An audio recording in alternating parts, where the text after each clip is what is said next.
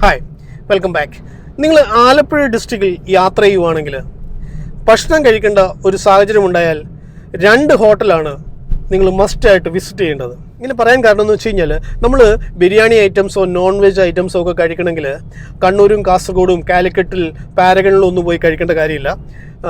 ആലപ്പുഴയിൽ പോയി ഈ ഹോട്ടലിൽ നിന്ന് കഴിച്ചാൽ മതി.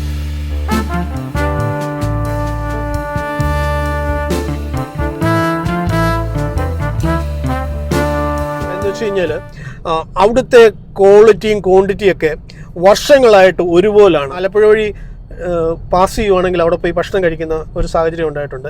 ഈ റീസെൻ്റായിട്ട് ഞാൻ പോയി. അതുപോലെ തന്നെ ഒരു പ്രധാനപ്പെട്ട ഒരു സ്ഥലമാണ് ഹോട്ടൽ ബ്രദേഴ്സ്.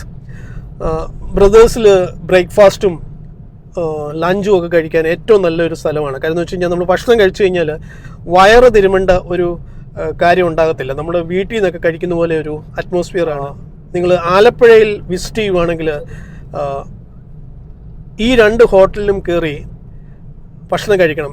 ഈ പാസ്പോർട്ട് ഓഫീസിന് സമീപമുള്ള ഹലാസ് എന്ന് പറഞ്ഞ റെസ്റ്റോറൻറ്റ് 12 മണിക്ക് സ്റ്റാർട്ടാകത്തുള്ളൂ. രാത്രിയിൽ 12 മണി വരെയാണെന്നാണ് തോന്നുന്നത്. ജീവിതത്തിൽ ഒരിക്കലെങ്കിലും ഈ 2 ഹോട്ടലിലും പോയി ഭക്ഷണം കഴിക്കണം. നല്ല ടേസ്റ്റ് ആയിട്ടുള്ള ഫുഡാണ്. അതുപോലെ തന്നെ നമ്മൾ ഭക്ഷണം കഴിച്ചു കഴിഞ്ഞാൽ നമുക്കൊരു തൃപ്തി വരും.